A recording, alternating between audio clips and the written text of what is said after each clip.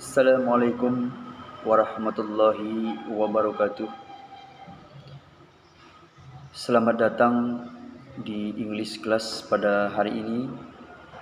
Hari ini kita akan melanjutkan pelajaran kita, yaitu kita akan membahas bagaimana penggunaan do dan does dan bagaimana penggunaan to be.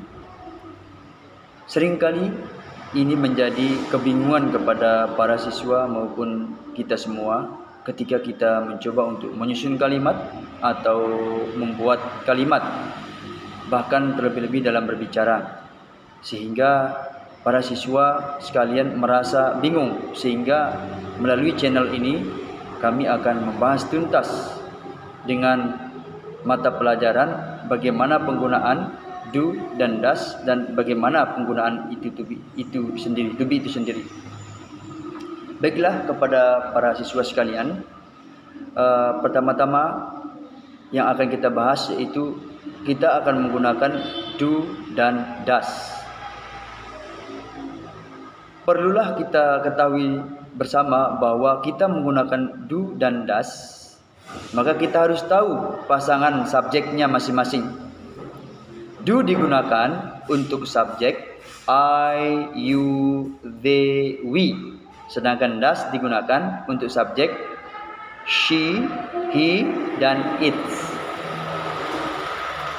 Bapak Ibu sekalian maupun siswa dimanapun berada, bahwa pelajaran bahasa Inggris ini mudah jika kita sering melakukan praktis.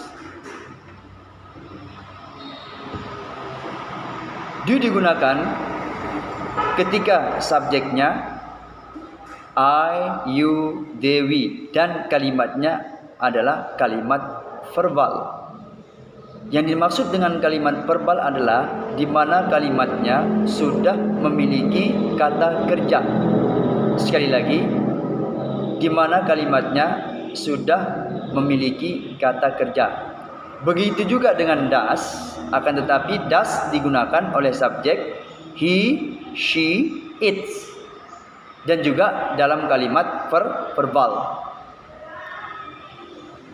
Contohnya yang kita ambil dalam kehidupan sehari-hari,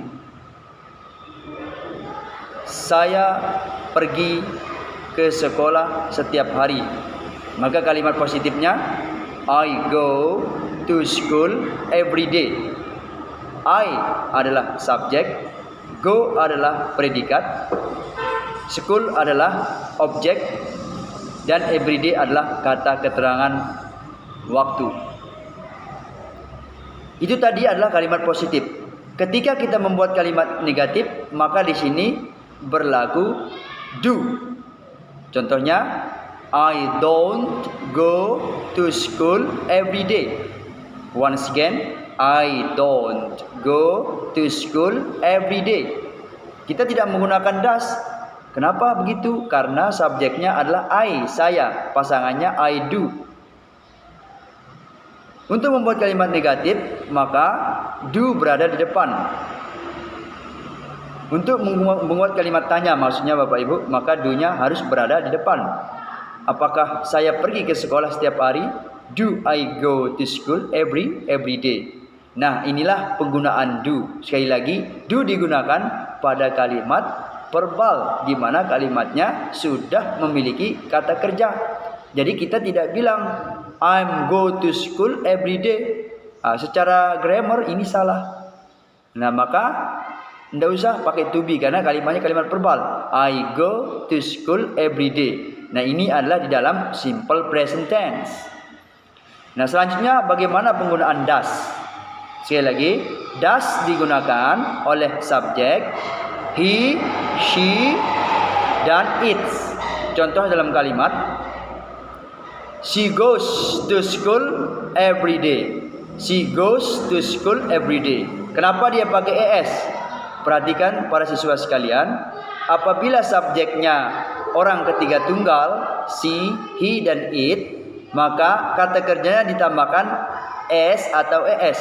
Namun dalam kalimat ini adalah karena dia huruf awalannya adalah o, maka kita tambahkan es.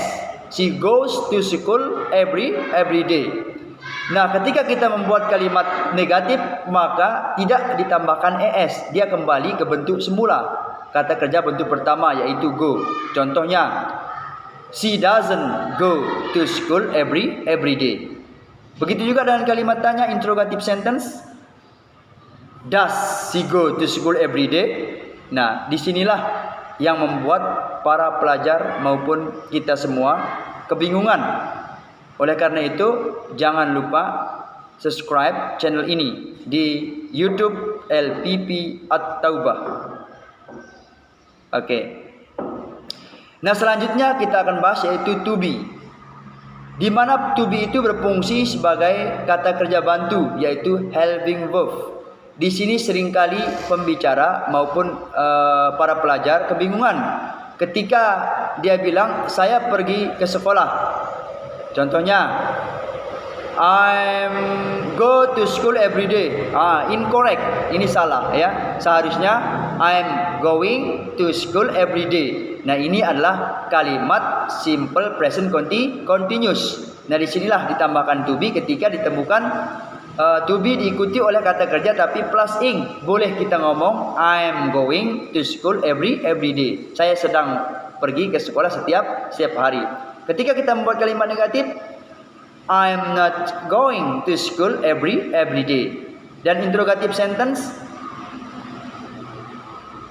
am I going to school every day. Nah, kalimat ini adalah kalimat simple present continuous. Oke. Contoh yang lain, gadis itu cantik setiap hari. She is beautiful girl every day. She is beautiful girl every day. Analisis kalimatnya. Apakah ada kata kerja enggak dalam kalimatnya? Gadis itu cantik setiap hari. Tidak ada kata kerja. Nah, kalimat ini membutuhkan predikat. Apa predikatnya? Yaitu to be itu sendiri. Berdasarkan pasangannya. Karena dia gadis itu cantik, maka she, maka to be-nya adalah is sebagai predikatnya, kata kerja bantunya. She is beautiful every day. Disinilah kita menggunakan kalimat nominal atau to be, pemakaian to be di mana kalimatnya belum memiliki kata kerja. Perlu dipahami oleh para pemirsa dimanapun berada, sehingga bahasa Inggris itu dengan mudah kita gunakan dalam kehidupan sehari-hari. Ketika kita membuat kalimat negatif, tinggal tambah not setelah to be. She is not beautiful every day. Begitu juga dengan kalimat interrogatifnya. She is beautiful every day. Okay, thank you very much. See you next time.